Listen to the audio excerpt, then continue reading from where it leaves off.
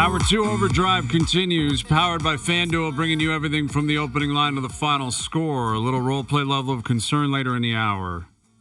Darren Dreger coming up in a moment. On the games tonight in the Stanley Cup playoffs, see what Tom Wilson has in store for the Montreal Canadiens. That'll be a good game tonight. I think it's going to be good. I'm excited for that one. Yeah. Why not? Yeah, I just feel like the third period the other night was so crushing for the Habs, man. I think they're in tough tonight. But they've been a resilient group all year. They've been very resilient. Do you guys have any idea what's going on with Laine? Is he hurt or is he scratched? Well, they're saying he had hurt, that but brutal couple periods, and St. Louis sat him for a period, and he's just been gone. Well, and he was a game-time decision the other night, and now this one is just not playing. So yeah. I don't know what's going on with him, but listen, he's not going to contribute. He's not going to play. Quite frankly, I don't know if I'd put him in the lineup anyway. Dude, what's the point of having him in the lineup? The question is, you're in tough. What are you actually going to do with him next season? Because even when he was out there, and he might be dealing with a bum wrist, I don't know what he's got going on, but it's like he was slowing the whole team down. His 5-on-5 play has always been an issue, dude, man. It's always been a problem. How do you, like those guys, you got to admit, the kids that have been invested, like Sapkowski and even Cole Caulfield, and the other kid, Demidov, it's like, okay, they want to be engaged here. They want to get this. I don't know. You got to figure out what you're going to do with Laine, man. Well, yeah. I mean, if it's an injury, it's an injury. Also, keep in mind he's had some mental health stuff, so you can't point. We don't know the nature of what's going on. Jamie, I'm talking about what he does on the ice. You put your gear on, that's what I talk about. I don't know what you have going on. If you're going to put your gear on, I'm going to talk about what you do on the ice. 100%. And what my point is he gets benched the other day, and all of a sudden now he's not available. I don't know. There's something weird there, but he hasn't played well enough, and I agree with you 100%. We talk about his play on the ice. If you put a jersey on, you're expected to play 100%. This is the playoffs. They're in the first round of the playoffs. That team made the playoffs, and he is a hell of a player. They should be relying on him, and it's half-ass here and not sure there. If it's an injury or something else going on, I understand it, but something reeks there, and I just don't know what it is, and it's just hard for us to point. You just look at the ice and look at him on the ice and go, he's not playing well and enough. He's got a year left, and I think that's what you're driving at, is that now you've got Lane Hudson who's arrived. Yeah. You've got Suzuki, you got Caulfield, now you got this Demidov kid. Like, Laine was going to represent a spark. The fans were behind it because they were intrigued by his ability to play like a superstar. I think that ship has sailed. I think if you're in Montreal, you're like, what are you going to do with Patrick Laine? You can't just be a special team. You can't be a power play specialist. I mean, before the playoffs, he's like, I don't care about playing against Ovechkin. I could care less. It's like, okay, maybe this guy's fired up and he's going to just come out. And it was... Yeah, it's exactly. It's so unnecessary to play. That just feels more forced than anything. Like, you do get that from a lot of athletes that are very uncomfortable with the media. They don't know what they're going to say. They overthink things. Right. And it's like there's no one's going to hold it against you if you say, hey, I'm excited to go up against Ovi. And we're going to challenge him, and it's our job to stop him, and I'm going to match him. That doesn't mean, like, you're in awe of the guy and you're going to, go easy on him checking. It feels like it was an overthought approach that was completely unnecessary. And not necessary. Very heroic. And then he's watching Ovi score the OT winner in game one. It's like, hey, what do you think of him now? Exactly. He makes 8.7 next year. Now, I don't know if is that real money or if there's... I thought his cap hit was in the sixes. Yeah, so I believe it's so. Probably that Columbus or somebody's chewing a bit of that. But in the end, it's a lot of money. And you're right, like, what are you going to do with it? You probably push them farther down in the lineup. They've got some big decisions to make anyways on other players. Yeah, you got to get there first in terms of, where you're going in the offseason. And if you're in Montreal, you're very uncomfortable with this conversation before they play Game 5 tonight. Agreed. But, yeah, I'm curious to see what comes of that. And then, like, the game for me is Winnipeg tonight. Like, they're at home. They've been so good at home. They were good. Game 1 and 2, they were very good at home. Yeah. And Hellebuck was really good. He a little bit shaky at times in game 1, but second, third period, game 2, he was outstanding.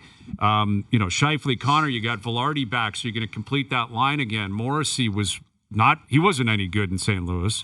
Yeah. You got to get something more out of him. Espresso at 9:05 p.m. to get cooked up for that one Yes. because I am fascinated. So am I. I think you got to. It's weird because both teams, I think, are thinking we got to get through the first 20 minutes because that building's going to be going nuts. But if St. Louis gets a quick one, man, it could be quiet in there. Like the whiteout could be quiet quickly. Here's Darren Dreger, a TSN Hockey Insider. Where does your head go first? Is it simply Hellebuck? Is it Scheifele? Velarde coming back? What the Blues have been doing? Where do you go first with Game 5 tonight in Winnipeg?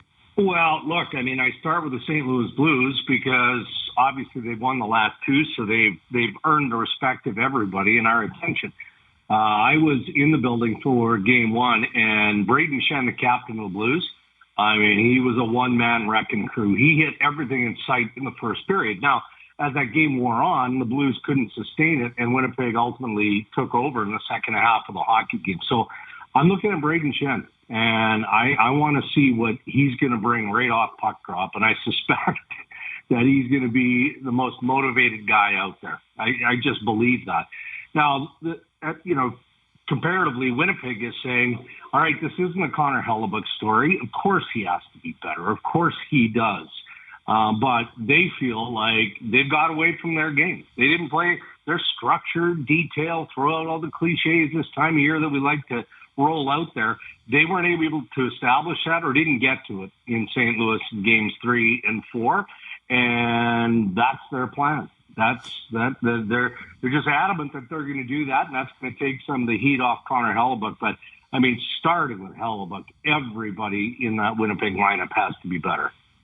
Agreed. The goalie is the focal point given, Hayes said this yesterday, and I agree 100%, where this guy set the bar so high. So you expect him to not have, and if he has one off game, you expect the bounce back. But I wanted to ask you about Scott Arniel's comments. Even after the game, he seemed pissed, kind of, he's being asked questions, and I get it. You've been run out of the building twice in a row. But he was almost defiant, when the questions were asked, how are your adjustments? And I'll keep that to myself. I'm not going to give in. How is his demeanor when you've been around either changed or affects the team? Because he seems like a fiery guy. I don't know him that well, but is he an intense guy back there? Is he yelling at the guys, or is it more just he's trying to, keep things close to the vest as far as his game plan? I think the latter, Noodles, quietly fiery for sure. I mean, competitive, obviously. The man played in the league, so, that's just the way all you guys are wired, Brian, you included. Accurate.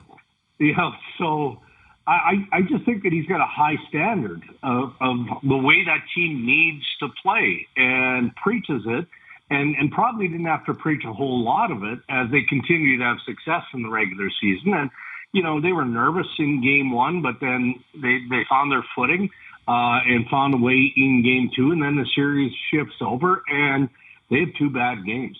And for me, I think that's where some of the, if not pushback, just the standoffness comes from Scotty Arniel. Is I just don't know how to explain what happened in St. Louis other than we didn't execute our game. But I think for the most part, he's a very approachable guy, and he exchanges interactions I've had for sure. He's not happy-go-lucky, but he's a guy you can have a hockey conversation with. I wonder if, that because of the market and because of the organization, how small it is, the pressures that they have financially and otherwise, I mean, I think everybody is wired tight there. I think I told this story after Game 1. They win that hockey game, and we're standing outside the dressing room of the Winnipeg Jets, and Shovelhead walks by, and he was borderline purple. And they won the game and played pretty well in the second half. Didn't have a great first period. And so I always give these guys their breathing space. It's like minor hockey, the 24-hour rule. So I checked in the next day and is everything okay? Geez, we should have done this, we could have done that, and all of those things. That's just how tightly wound that group is. I think they feel the pressure of knowing that they've got to win. Darren, Chief seemed a little bit chippy this morning when the idea of the core 4 was brought up. Where do you stand on the media if it's A loss in St. Louis, we go right to Hellebuck. If it's a loss in a series clinching game, which is hard to ignore, it goes right to the core four. Like, in the fairness level, is that just the cost of doing business when you're high-priced athletes, or where do you stand on that? Yes, it is for me, but I'm biased, obviously, as a member of the media.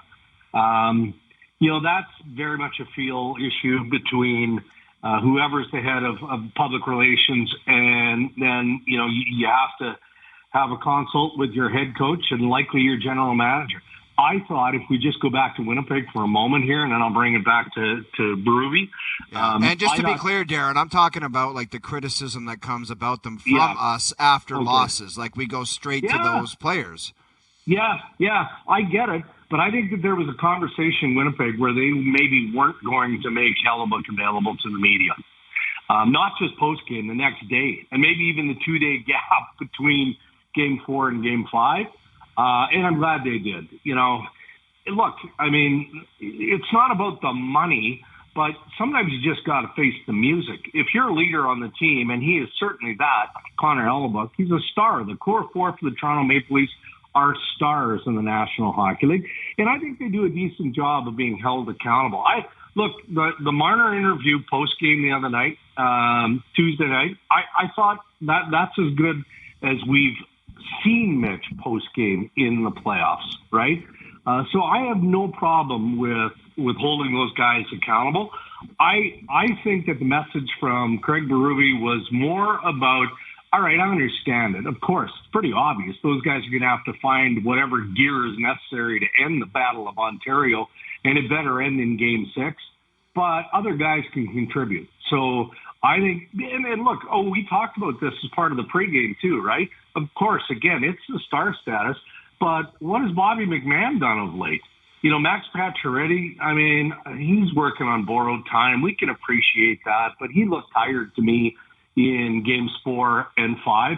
Honestly, at times, the Lawton and Lorenz combination, line 4, has been arguably Toronto's best line in the last couple of games. So I think that's what he was doing, the head coach, trying to spread some of the accountability around. Well, I also think there's I'm curious how the Leafs feel about the core four being a shield for all of the players individually, because I think they've all benefited greatly from just this blanket being thrown over all of them, and it's core four as opposed to any individual in particular. And I'm sure the Leafs are aware of that, and I think the Leafs probably love that it's there. And I guarantee you the players do, because like you look at it, there's a pecking order here. Like when you go back 20 years ago, it wasn't Matt Sundin with Roberts and Tucker and Domi coming out. It was Mats was at the forefront. You're the captain. You're the best player. You got to be the best. You're expected to do more than everybody else. Agreed. And that doesn't really happen here. And it hasn't happened in 9 years. Austin's not out on a plank. He's out there with Mitch and Willie and John. And they all protect each other. I think it's in their best interest to keep this core four label alive. Because if you want to get rid of that, then we can start talking about Matthews with only 2 goals in his last 15 games. We can talk about how Mitch Marner just doesn't score big goals. Willie had 45 this year. He's got 1 this series.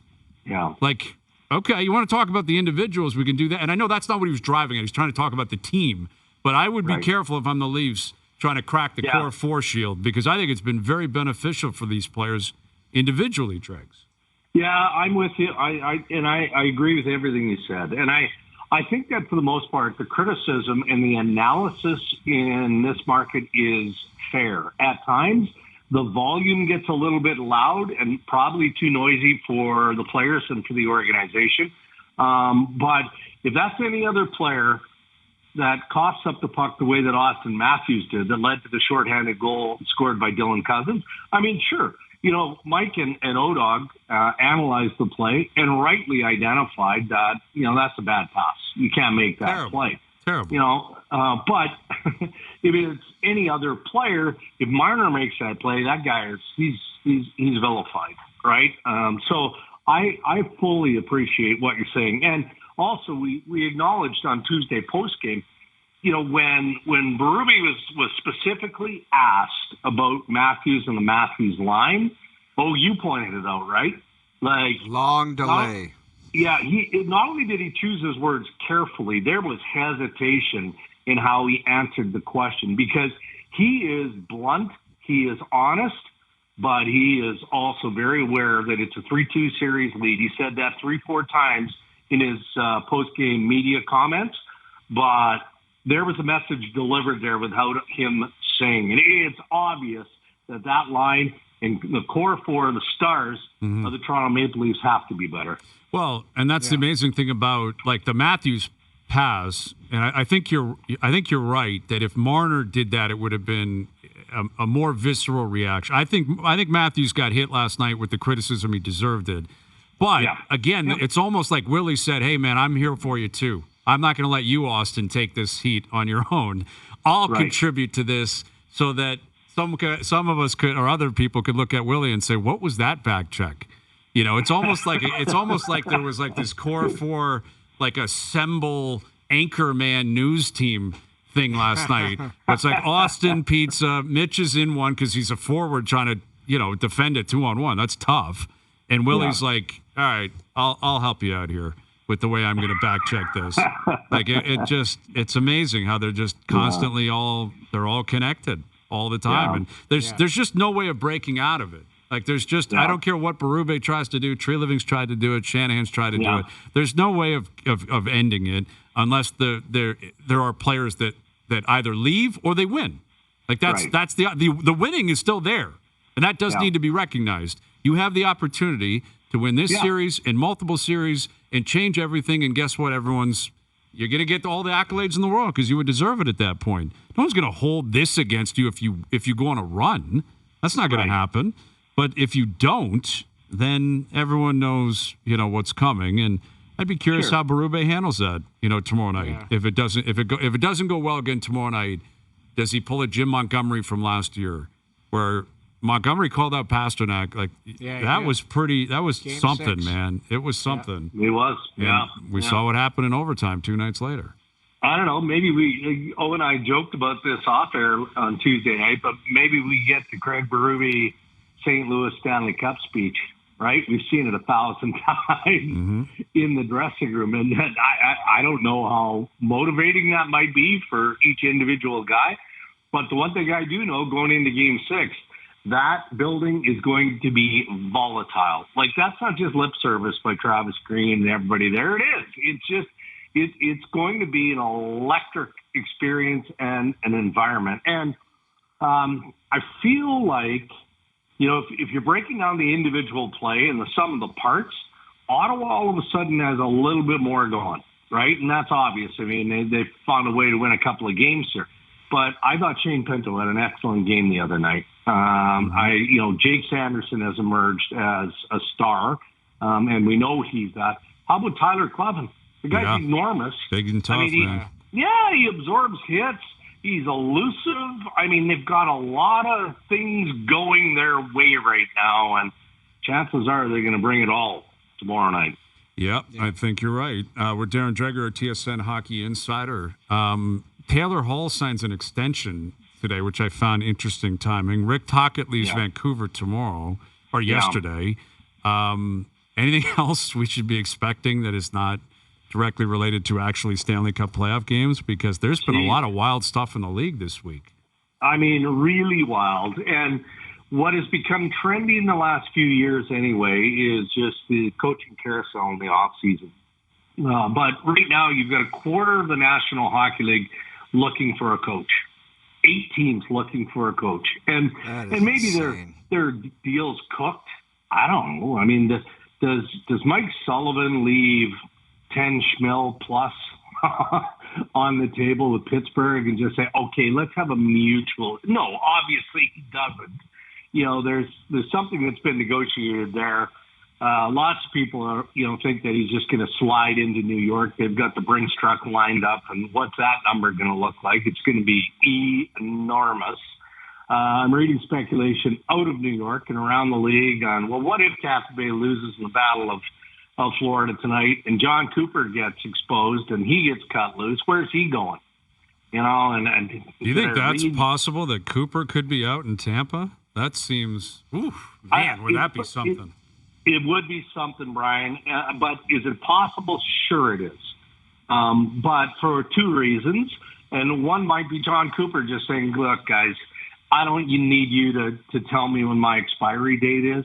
Every coach has one with an organization, and I feel like mine is up, personally or otherwise. I haven't talked to Coop about that. I'm just saying that I've seen it with other coaches who have been with a team this long. And Sullivan's probably the same with Pittsburgh and why he decided to leave. But I also don't get the sense that on either guy, if it happens with John Cooper, it has happened to Sullivan, that there's going to be this, feeding frenzy. Of course there are teams, multiple teams interested in Sullivan. Vancouver, for me, is going to be interesting, and I include Rick Tocchet in this assessment. I honestly, fellas, look, I know Toc wants to get back to Eastern USA. That means Philadelphia. Maybe he's a fit in Pittsburgh. I hear David Quinn's name might be somewhat attached to Kyle Dubas and the Penguins. We'll see how that plays out. But there are also some close to Rick Tocchet who think that he might just slide into the TV chair. Noodles, O-Dog, you guys, we all know how easy that gig is. You don't get paid as much, but come on. Yeah, you it really is. It really is. Maybe you're pissed off because the team didn't win, and now you got to talk about it for another 3 hours, 6 hours, 90 hours, whatever. But it's pretty easy life. However, Toc also pushed away from a 5-year extension in Vancouver at big bucks. So that's a lot of money. That's a lot of money. And he'll get paid by Philadelphia. Philadelphia will pay. So let's see how it all rolls out. Don't you think, though, there are certain people that, go to TV but they're coaches, Paul Maurice. Paul Maurice was a coach. He's great. He's fantastic on TV.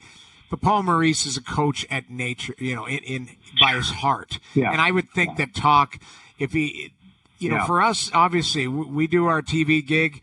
As long as we don't swear on air, you can sleep at night. Those guys got to live with win or losses, right? Like wins and losses and their competitive nature. And yes, the amount of money that they are, we're talking about with a guy like Rick Tocchet on the free agent market. That's, I think somebody might sway him. It'd be interesting to see, though. Ray raised a very obvious comparison. We all remember Sheldon Keefe gets let go by the Maple Leafs. An hour later, he's standing on the shores of Lake Ontario. And look, it was sincere. Is he going to be back there?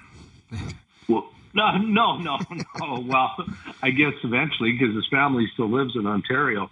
But he, in his message, didn't he say, look, I want to take some time. I want to be with my family. I want to do this. I want to do that. Oh, yeah. And like 2-3 weeks later, Max, there he is, announced as head coach of the New Jersey Devils. So that might be all Toc needs. Well, first, if he is coaching again, he needs permission from the Vancouver Canucks so that these teams can get to him. But he definitely is going to have options. Yeah. There's some names out there. That's for sure. Yeah. And there's definitely vacancies. Yeah. All right, Dregs. Well, we'll see what comes of it tonight. We got the Habs in action. We got the Oilers now up 3-2. Yeah. Man, they flip quickly, don't they? Like with Edmonton playing the way they played. Yeah. Like they are a chip out at the line from being down 3-1, and now they're in the driver's seat, and everyone's like, "Oh, the Kings are done. It's over. Finished that quickly." It's incredible. Kind of feels like that, especially when you get. I think Zach Hyman, didn't he say post game that that's the best game they've played collectively all year, where everybody chipped in. So.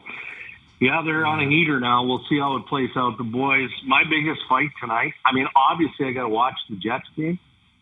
Like, come on. Like, 9:45 puck drop, something like that. What is that? What's the deal with that? Because I'm working it, obviously. Because the Habs are playing at 7.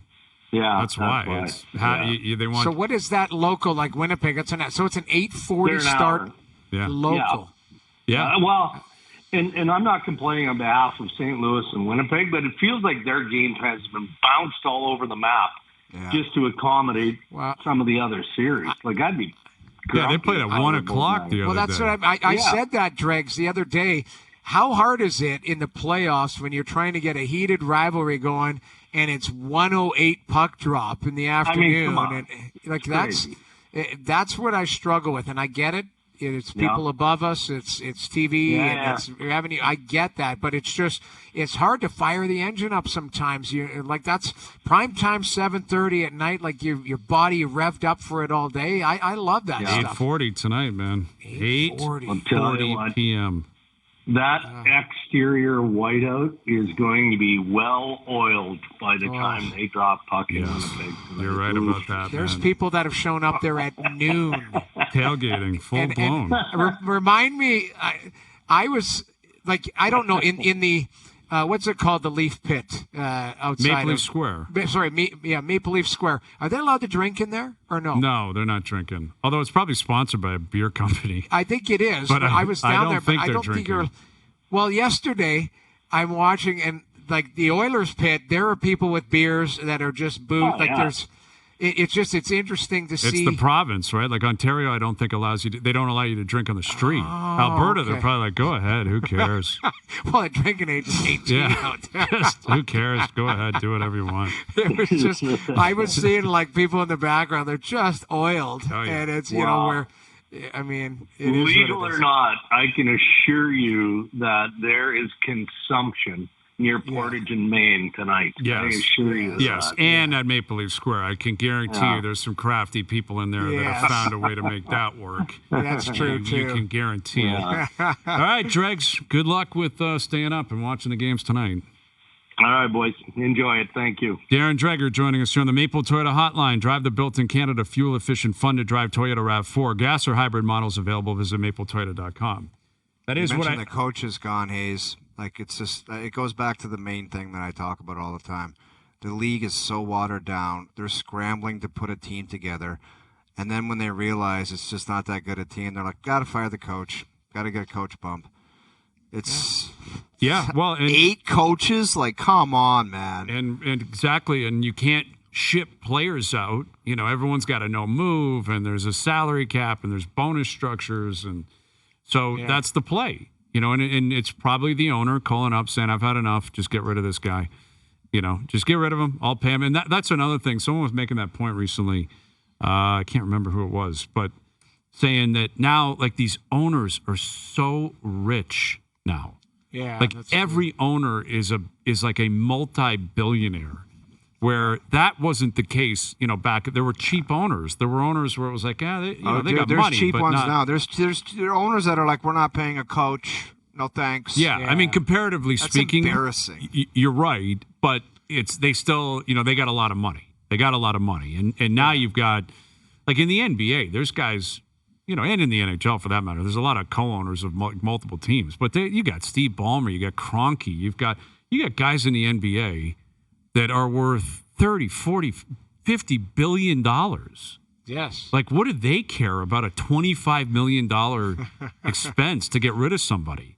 Yeah. It's like, go ahead, just fire that guy. It's crazy. Yeah, the only guy. I mean. The family business. Isn't Lloyd Christmas in Vegas? That's his family business, right? Yes. And he is one that, and the same thing with the Buss family with the Lakers. The Lakers, their business, their business is the basketball team. Jerry Jones, his business is now the Cowboys for the most part, although he had his money in other areas. How many years were left on Babcock's contract when wasn't there 4 years left? Well, he signed an 8-year deal, I believe, and I think he got through 4. They were paying him $6 a year.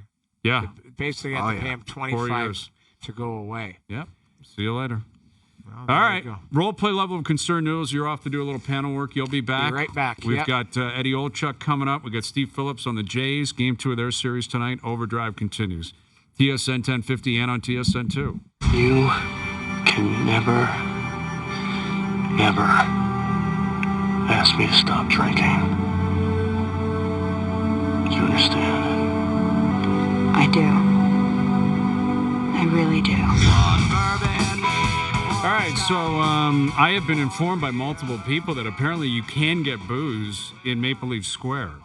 That if you're there for the games, you can actually, I guess there's certain areas, a small area where you can actually get beers and drinks, and that's a level of concern. What's your level of concern? Well, Maple Leaf Square for Game 7. You can never ask asked me to stop drinking. Tell you what, those boys out in Edmonton, there's been videos surfacing of some just knockdown, drag 'em out brawls. Yeah, they're getting into fights, man. With their own fans. It's like I both know. dudes are in Oiler jerseys. It's like, what are you doing? I told you before, you get in a fight in a building like that, and you put other people in danger. You're never allowed back in a professional building. Sorry, that's very the consequence. simple. Yeah, very simple. Very Never easy to again. just eradicate that type of behavior. But you look at the crowds. Like I walked by it when I was in the building. It's a cool shot because you're in there and you're looking outside of Gate 5, and there's all these Leaf fans, and they're all staring up at that incredible screen. But everyone's like under the age of 25, and I couldn't think of a more awkward scenario than like the two of us in our 40s in Maple Leaf Square watching the game. Dude, like in a suit, just sitting around with all these 20-year-olds. It would be the most awkward, I think, situation of all time. Like, honestly, if you sent me a text, I don't know, this is a weird scenario because if you would never send me this text and the jobs that we have, but if we were buddies and you said you want, like at our age, and you said you want to go down there and hang out in the crowd, I would just not answer. no, just of course not. I'd be mortified to send that. Yeah. Hey, I got a couple of exclusive tickets to Maple Leaf Square to watch the Leaf game. Outside the building? Yes, outside the building. It's a block type of move. Yeah, it's like, just I would block you as a friend. No, exactly. It's like it's going to the club. Like it's going to a club in your 40s and 50s. You're like, I just understand this is not for me. It was at one point, 20 or 30 years ago, sure, but not anymore. All right, role play level of concern. All right, Noodles will be back here momentarily. Oh, you're playing the role of Craig Berube, head coach of the Maple Leafs. What is your level of concern that it's your responsibility to get the core four to show up in these elimination games? He is probably at the point, he looks at things very different. He's up close and personal, but he's an old school guy, and he's seen it for 2 games now, and he's probably come to the realization that everyone else has. And there's only one way out of this, and you guys either do it or you don't. I've told you guys a million times it's a do it or don't league.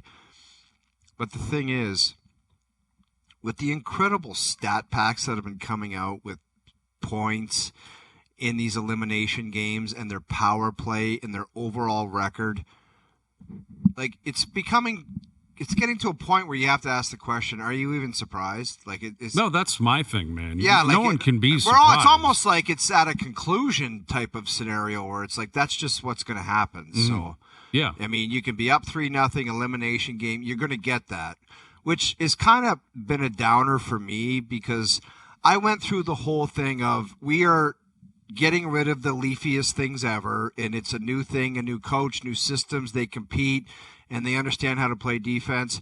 But I've been getting the last couple of games, I'm like, even if you do go to Ottawa and beat them, you got the Florida Panthers. With all due respect to Ottawa, Ottawa's a good, young, hungry team. They're playing great, and their goaltender might steal them this series possibly. But the Florida Panthers are Ottawa, like, on steroids. Like, oh, totally different beast, man. yeah, it's totally like, different so beast. what's going to happen during that series? Like, really? Well- What should the expectations be? Yeah. I mean, they're going to be, whoever plays them will be an underdog, the Leafs included. Yeah, I mean, listen, as I've said countless times, there's a separation between the 5 players who've been here forever and everyone else. Because I can look at everything else and get behind, okay, I like Stolarz. I like Berube and his approach and winning pedigree and the way that he's kind of handling things. I really like their deep pairings. I think they have 3 consistent deep pairings for the first time in 20 years, like where you can put any of them on the ice in any situation, and I feel comfortable. That's a very unique situation for a hockey fan. Clock, dude. Yeah, well, but that's the thing. It gets to a point where you have to look at the other guys and say, you can't get there where you can truly believe that they're going to rise to the occasion and have this killer instinct. We'll see. That the beauty of sports is they have the opportunity tomorrow night, and then they'd have the opportunity on Saturday. If you get to the second round, that's the ultimate test against Florida. But, yeah, I mean, listen, there's not a Leaf fan. Put it this way. It's probably the only fan base in the league, including ones that didn't even make the playoffs, where in a situation like this, if I told any Leaf fan, I jumped into a time machine and I went into the future and I know they lost games 6 and 7, not one of them, not one Leaf fan on earth would be shocked, be disappointed. Maybe they would launch into apathy unlike anything we've ever seen.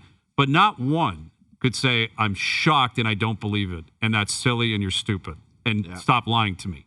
Not one can do that, and that's probably exclusive to this fan base. All right, I'm playing the role of Marc Savard, who is in charge of the power play. What is my level of concern that the 5-forward power play has run its course? I'm going to say I'm going to go Stevie. I'm going to go Stevie on that. A couple of whiskeys and 5 or 6 beers. I'm concerned because they're over their last 7 and they've given up 2 shorthanded goals. Dude, And when do you take the chance? Like, I know they have to get on the board offensively, because that was Mike Johnson's comment. They have to score, and I was like, can you risk them giving up another shorty? Well, I don't know, man. I would contemplate putting Morgan Riley back out there. It's not like you're putting some stiff out there and saying take slap shots at the goal. Like, he can do it. It's something you got to contemplate. It is, and that's why it's Stevie Caldwell, which is kind of a Fergie can't confirm or deny, because earlier in the series, what was so potent for them was this 5-man power play. Like, it was a cheat code for them. It was automatic. It was breaking the back of the Ottawa Senators and quite literally putting them into a position to win the game. Now it's had the complete opposite effect. And we had Mark Giordano in here, 2 weeks ago, and Gio was talking about this. And now he's a defenseman. He's got a different view. But he said it before we've seen the last 2 games. He's like, I'm very uneasy with a 5 forwards and a defenseman or a forward play in defense, because a shorthanded goal is way more damaging to momentum than a power play goal. Dude, no kidding. Let me ask you this. If they made an adjustment and put Morgan Riley on the power play, would you consider it a panic-type move? I don't. I don't think you can say it's a panic-type move because of what we've seen in the last 2 games. Like 2 back-to-back shorthanded goals. And, the Pinto one was a breakaway, and then last night, obviously, like that's of course what's going to happen. It's going to be a 2-on-1 or something like that, and a full breakdown, and guys are going to be tired, and they're not going to get back. It's unfair to Marner. Like, Marner's trying to shut down a 2-on-1. It's tough to do. Yeah, they can throw them back out there. Throw those 5 guys back out there. But, man, if they get another shorty tomorrow night, you'd be saying, wow, how could you have done it again? But it does feel similar to, like, the switching the goaltender conversation in terms of panicky, in terms of, like, and again, those are your core 4 guys with Matthew Nyes, who's your core 5 up front. Those are your 5 best players, and you can talk about defense and Morgan Riley and all that, but if you're going to win, you need them to have an impact on the game. And especially on the power play. And again, that's what's such a staggering stat. In the last 14 elimination opportunities the Leafs have had, we know the record 1-13, 0 for 30 on the power play in those 14 games. With that level of talent, with those guys all on the ice, is just an insane cooler of a streak. Like, that's just wild, dude. It's Al's brother. It is. It's Al's brother quarterbacking a power play with JP and Doogie on the walls. Net front. Net front. Yes. And honestly, it's an absurd stat, yet it's a reality. JP on the half wall. Back to Al's brother on the point. Doogie and Joe from the bridge net front. Yes. Who would be the 5th guy? Do we have a 5th guy? I don't know if we have a 5th guy. That's disappointing. Maybe it's Korolnik or something. We'll throw Korolnik in there. Yeah. All right. Oh, you're playing the role of the University of North Carolina football program. Jesus. What is your level of concern, Bill? Play it. Can I just play it? Yes. You can never